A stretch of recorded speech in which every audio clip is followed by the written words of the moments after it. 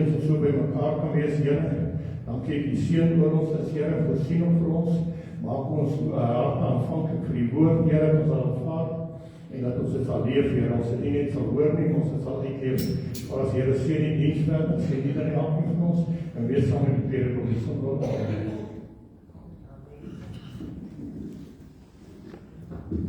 Ek het by een vergeet, donderdag aand, 8:06, het ons een jongensvaarddienst. Ons wil allemaal eindig vir ons ek die dankie.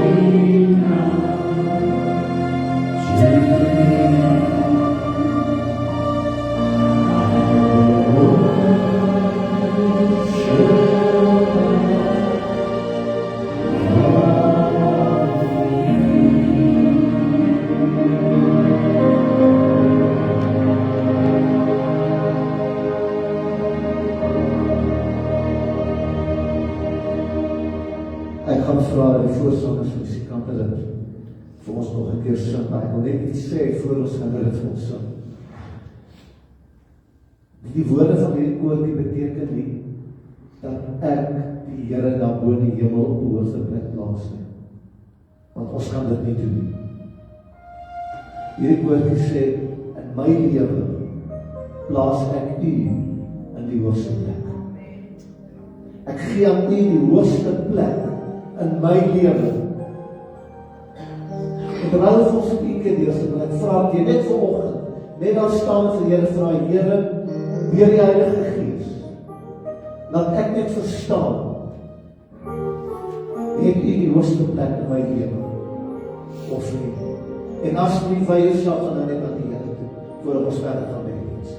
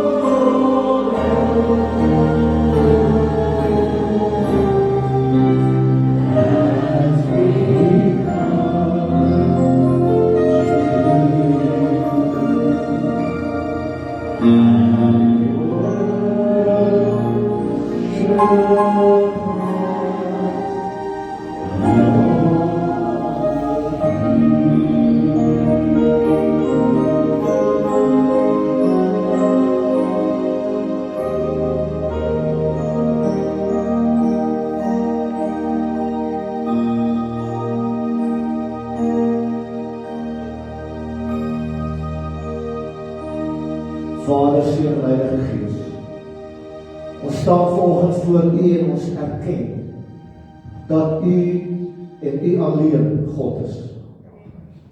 Ons erken, Here Jesus, dat U die Seun van God, die Christus is, die Verlosser is. En Heilige Gees, ons erken vanoggend dat U leidsman is en dat U die trooster is. In Jesus naam. Amen. Kom ons neem ons plekke.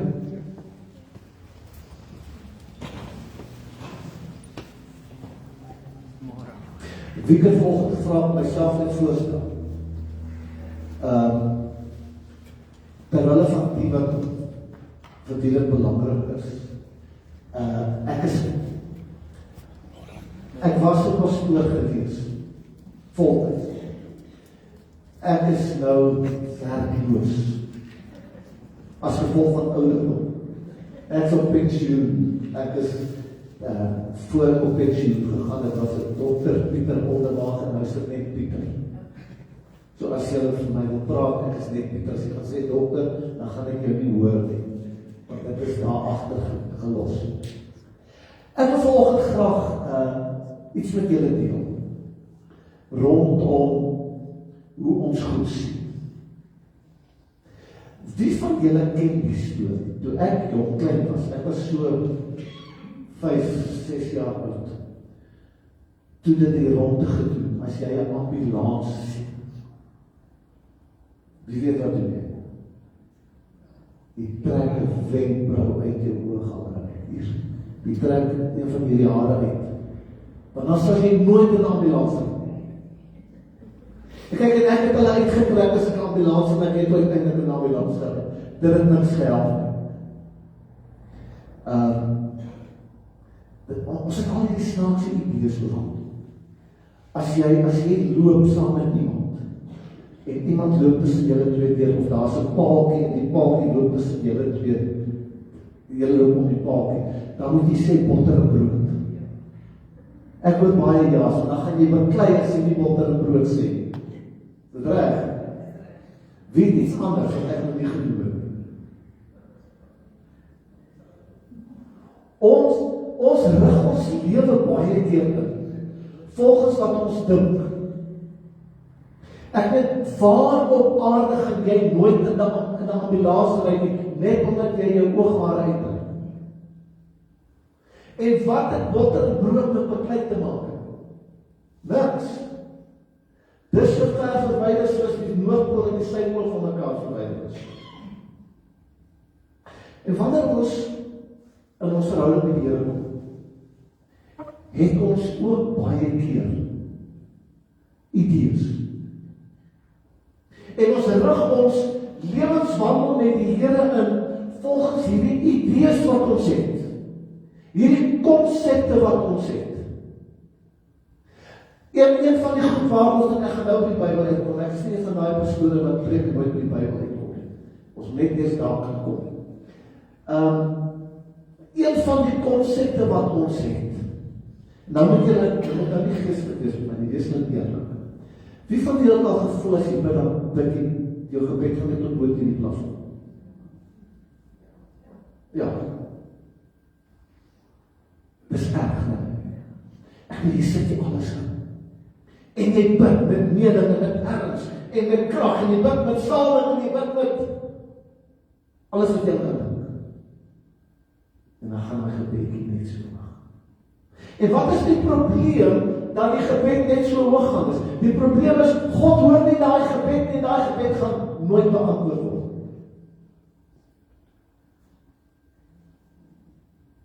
Ons het die idee dat ek gaan nie oor gebed praat vanoggend nie, maar ons het die idee dat wanneer ons bid, dan moet ons op 'n spesifieke manier bid. Anders gaan die Here nie hoor. En ek wil net inroep, ons is baie keer die rede dat baie mense onvrymoedig is om te bid in die openbaar, want hulle dink hulle bid soos wat ons bid. My middelste kind, ons dogter, was gebore met 'n hart- en nierdefek. En sy sou moes gaan op 'n stadium vir 'n operasie elke jaar totdat sy volgroeid is. En ek was medeleraar in 'n gemeente gewees op daai stadium. Die pastoor sê vir my, julle moet vanoggend moenie dat daai sonnaskool te gaan, en as ek eers in die diens bly sit, en later gaan ek vir haar bid. En spyt met te bid, ons kom voor my bid iets soos, ag Here, hierdie kind is siek, maak haar asseblief gesond, amen. Sonnaskool. Ek staan daar en ek sê vir myself, wat 'n gebed. Ek hoop die Here dit hoor. Weet dit nie daai oefening gaan nie. En die Here het dan daai oggend volmaak gewees. Ten spyte van my konsep, rakende God, en rakende geestelike aspekte in ons verhouding met die Here.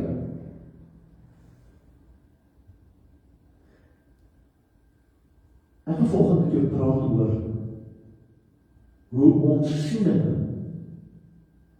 die teenwoordigheid van God beïnvloed. Of nie die teenwoordigheid, nie God se teenwoordigheid beïnvloed nie, maar jou waarneming van God se teenwoordigheid beïnvloed. Kyk, die voorstanders en die musikante al die jare het my innige simpatie, die mense wat die plank doen, het al my jare die bediening my innige simpatie gehad, want dit is sekerlik die twee groepe wat die meeste kritiek kry. Weet jy wat die volgende hulle aangegaan het? Ons nie eens in die teenwoordigheid van die Here ingebring nie. Daar was nie salwing op hulle gewees nie. Die Here was nie vanoggend teenwoordig gewees nie. Hulle het nie geoefen nie, hulle het nie genoeg, hulle was nie ingebid gewees nie.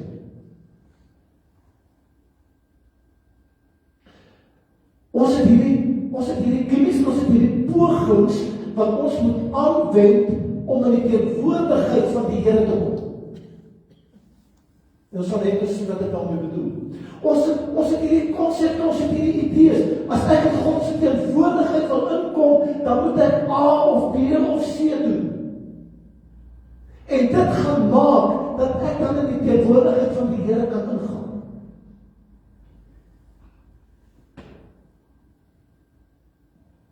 Hierdie konsep van ons moet in die teenwoordigheid van die Here ingaan, het gekom toe Salomo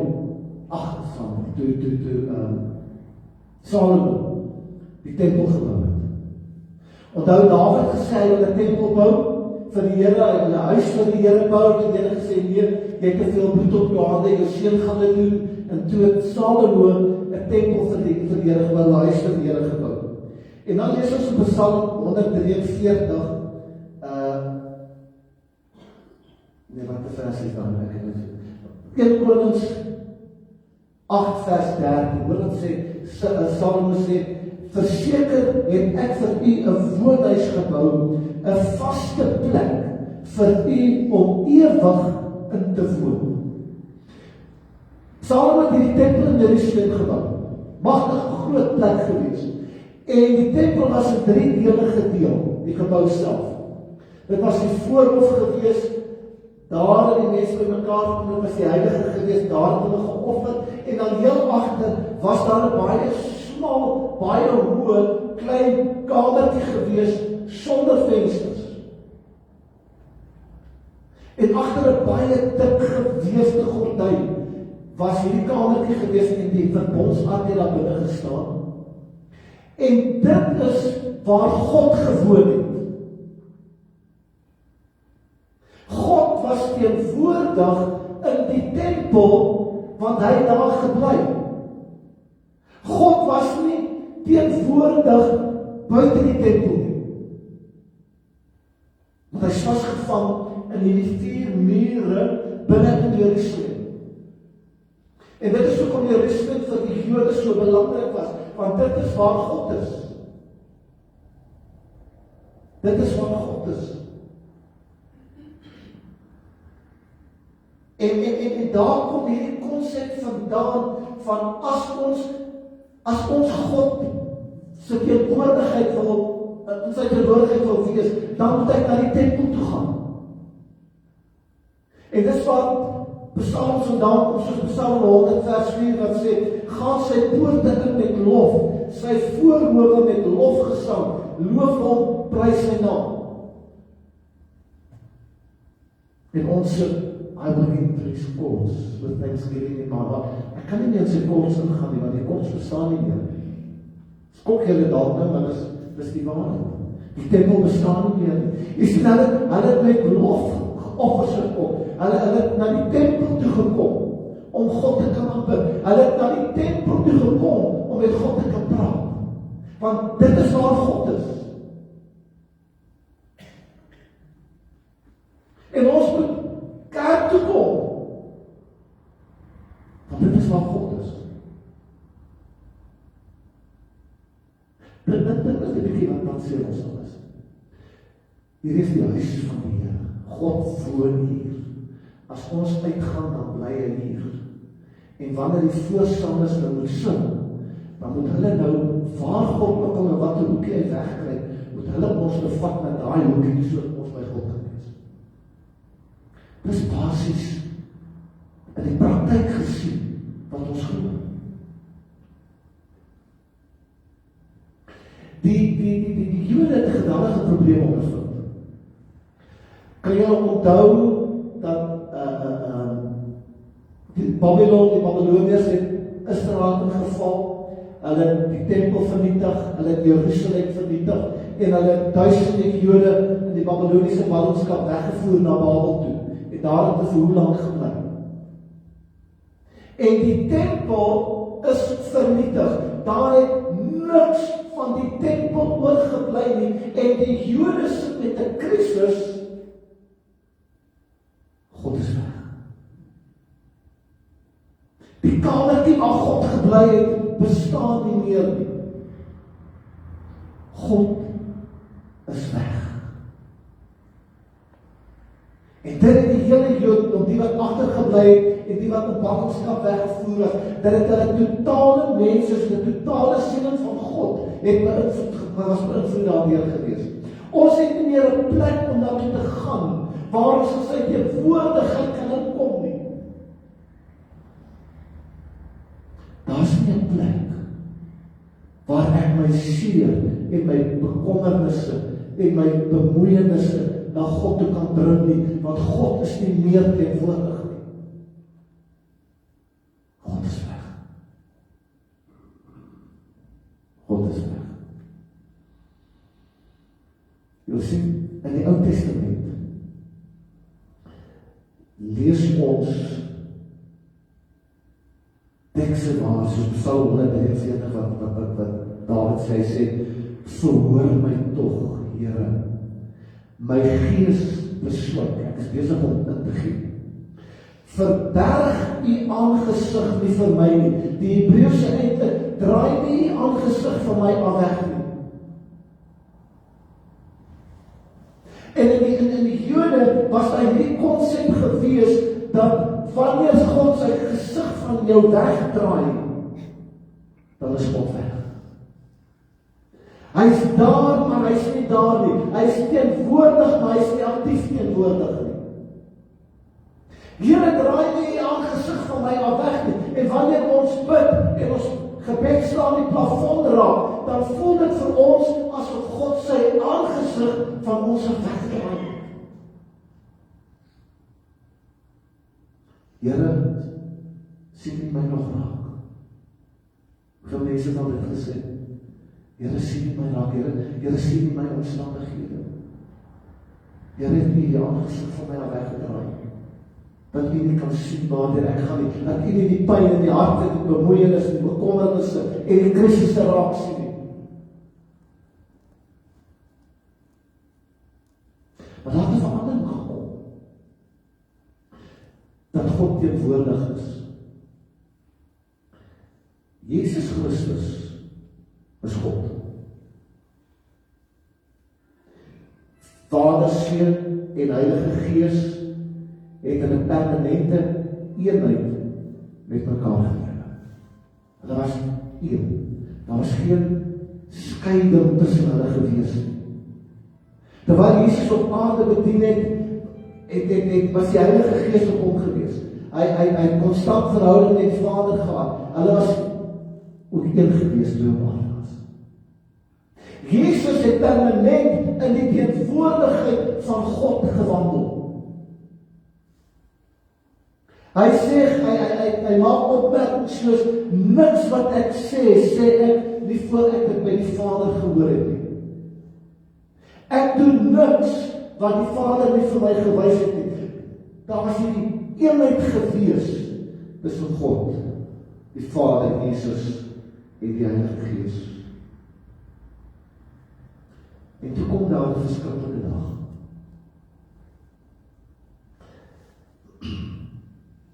Ek dink in my persoonlike siening voel ek al die jare dat die grootste onreg wat ooit in die geskiedenis van die heelal gebeur het, was die kruis van Jesus. Die grootste onreg wat ooit kon gebeur het. Ja, hy het vir ons verlossing gebring, maar van ons kant was dit 'n onreg wat ons aan God gedoen het. Maar hier kom die verandering. Hier kom die verandering. Markus 15 vers 33 en 34 sê, en toe dit die 6de uur was, kom daar duisternis oor die hele aarde tot die 9de uur toe. En die 9de uur het Jesus met 'n groot stem uitgeroep en gesê, Eloi, Eloi, lama sabachthani, wat as dit vertaal word beteken, my God, waarom het u my verlaat? Vir die eerste keer is God weg. Hoe dit werk, weet ek nie, maar op daardie oomblik was God weg van Jesus afgewees. Hy was so alleen gewees aan daardie kruis. Die Vader het net sy gesig weggedraai. Hy was weg. Hy het hom totaal en al onttrek vanuit die teenwoordigheid van Jesus Christus. En ek glo in my hart. Ons sê hierdie ding van die teks wat sê God is onveranderlik. As ons mooi gaan lees, God is onveranderlik ten opsigte van verlossing. Met daai woorde wat Jesus uitgeroep het, my God, waarom het u my verlaat? Het die God verander. Want God het vir die eerste keer in Jesus Christus ervaar wat dit is om God verlate te wees. God is weg. En dus so ek en jy baie keer voel, dat die Here is net weg. Ek staan in hierdie situasie waarin ek is, en ek sukkel en ek beklei en ek probeer, en God daag net nie op nie. Die Here daag net nie op nie. Ek het hoeveel keer in die bediening, as jy staan in die hospitaal, en die persoon is ernstig beseer, of daar is 'n magtige krisis met die persoon, dan hoor jy die familie bid en sê, as God net kom, as die Here net teenwoordig is, as die Here net hier is om te hoor.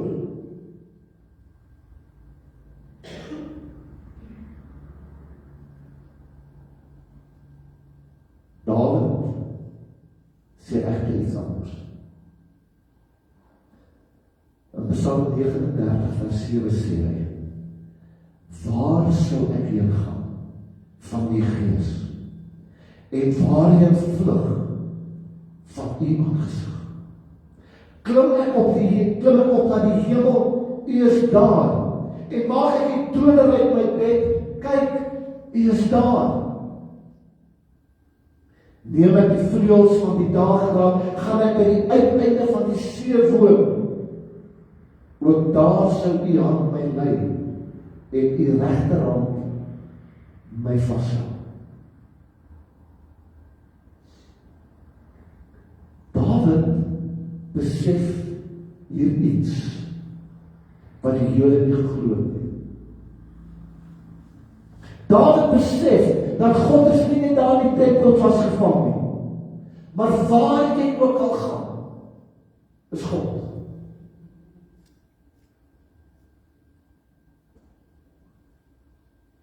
Ons lewe in 'n ander tyd as die Ou Testamentiese tyd. Jesus se naam, Immanuel, wat beteken dit? Sê gou weer, wat beteken dit? Sê elkeen gou vir my, God is met ons. Jy sien, Jesus kom en hy sê, Mattheus 28 vers 20, hy sê, kyk, ek is met julle, tot aan die volëinding van die wêreld. In die Nuwe Testament kom en verander die hele konsep van God se teenwoordigheid. God is nie meer weggesteek in 'n donker kamertjie nie. Die Here is nie meer weg nie. Maar God is met ons, die skepper van hemel en aarde, die instandhouder van hemel en aarde, is met jou. Hy is met jou. Ek is vreeslik lief vir statistieke, feite oor die heelal. Ek weet nie of julle geweet het, maar die heelal groei. Terwyl ons hier sit, is die heelal besig om groter te word. God gesê, laat daar lig wees, dat het nog nooit opgehou het, dit gaan nog steeds aan. En hierdie God, wat hierdie heelal wat groei, in die holte van sy afvasse, nie net die aarde nie, hy hou die heelal in stand. Is nie weg nie. Hy kyk iewers in die hoekie weg. Iets baie interessants oor hierdie aarde. Hierdie aarde kan eintlik nie bestaan. Daar is soveel natuurlike goed wat maak dat hierdie aarde uit mekaar moet val. Die aarde is nie 'n soliede aarde, dis verskillende grondplate wat daar is, en die goed skuif en gaan die tere, en daar's lawe onder die kors van die aarde, daar's nie speende perke. Die Engelse woord is volatile, dit is dis onstabiel. Die planeet, ons planeet is 'n onstabiele planeet, maar vir eeue en duisende eeue bly die aarde in stand, bly alles by mekaar. Want God is hier. God is hier. En God is met jou.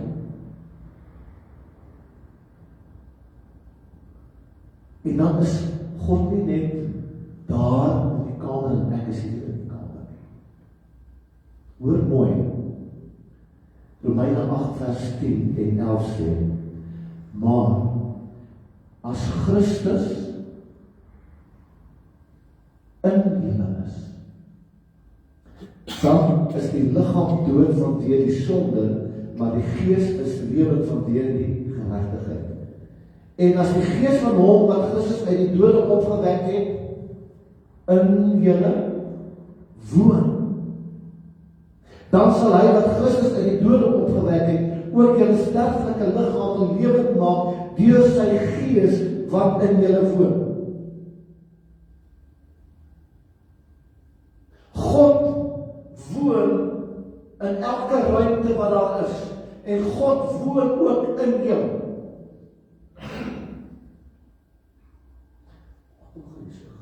Ja, ek moet nog iets wys.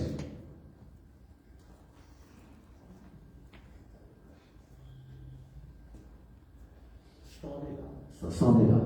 Gaan julle eksepsie neem as ek sê hy verteenwoordig die Here? Is dit oukei? Dis die Here en die Here sê ek. Ek is nou in die Here se teenwoordigheid. Nee. Maar ek kan dit doen. Ek kan wegloop. Sê dit reg? Sê dit so? Maar dis nie wat gebeur nie.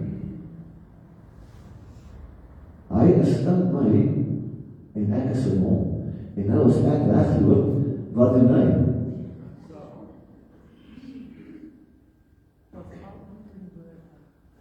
God is alomteenwoordig. God is altyd teenwoordig. Kind van die Here. Wanneer jy daar by jou huis sit, of by jou werk sit, met jou hande in jou hare, En jou hart is stikkend want jy sit met 'n krisis en jy weet nie hoe gaan ek môre deurkom nie, wat nog te sê vandag.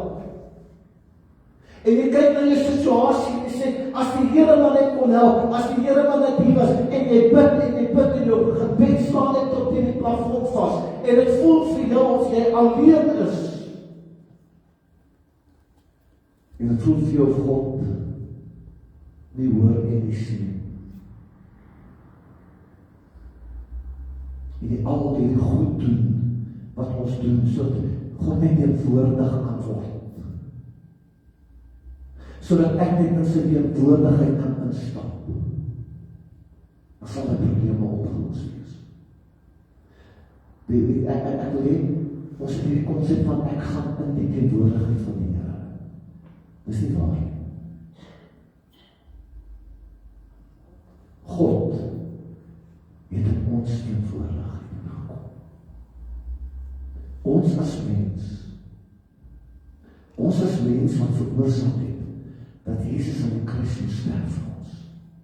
Daardie God het in ons teenwoordigheid ingestap. Sy naam sê nie julle met God nie. Immanuel sê God met ons. God het mens geword. God het in jou kom woon. Die Here is met jou.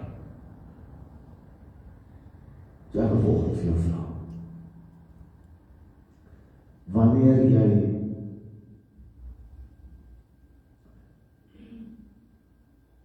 besig is met verkeerde dinge, onthou God is met jou.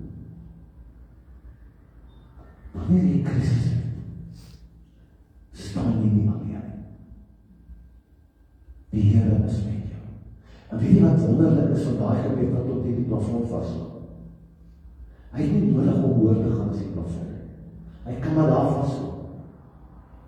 Want toe daai gebed in jou hart vol aangeneem het God het reeds gehoor. Hoekom? Want hy is hier. Hy is hier. Hy is met jou, hy is in jou. En ek wil volgens nooit jou sê, as jy deur 'n krisis gaan, as jy deur 'n moeilike tyd gaan, moenie eers God se teenwoordigheid gaan soek nie. Sê vir die Here, dankie, dat ek in die teenwoordigheid is. En daarom weet ek, U hoor my hart en U hoor my woorde. En dankie dat U sien, Vader, ek gaan dat U sien deur my oë.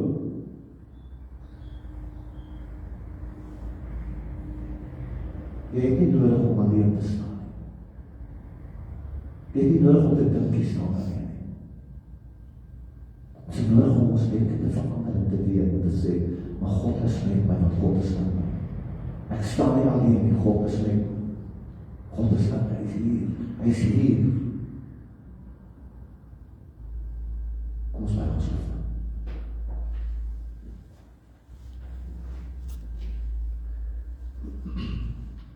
Ek wil volgende vraag. As jy met die situasie sit wat vir jou groot voel, dit voel net of leeg is. Dit voel of jy nie weet wat er kan doen nie.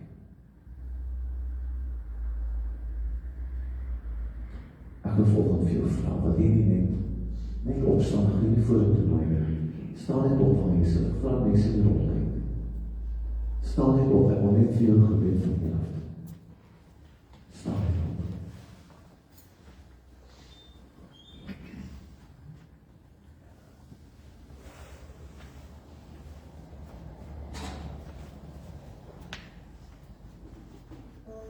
Dit is nie 'n skande om 'n probleem te hê of 'n situasie te hê wat jy voel. Dit is skande nie. Dit is die idee.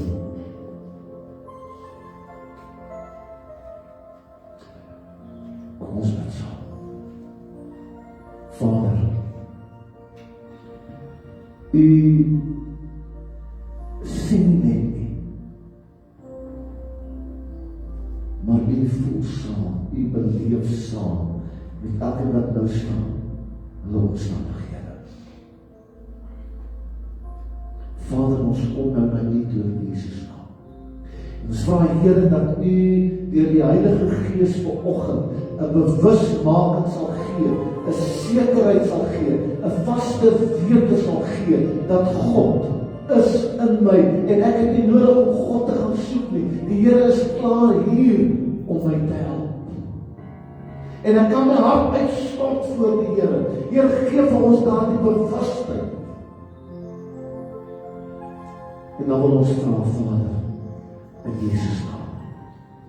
Elkeen wat vanoggend staan, sal U krag openbaar in elke se omstandigheid, in elke se situasie.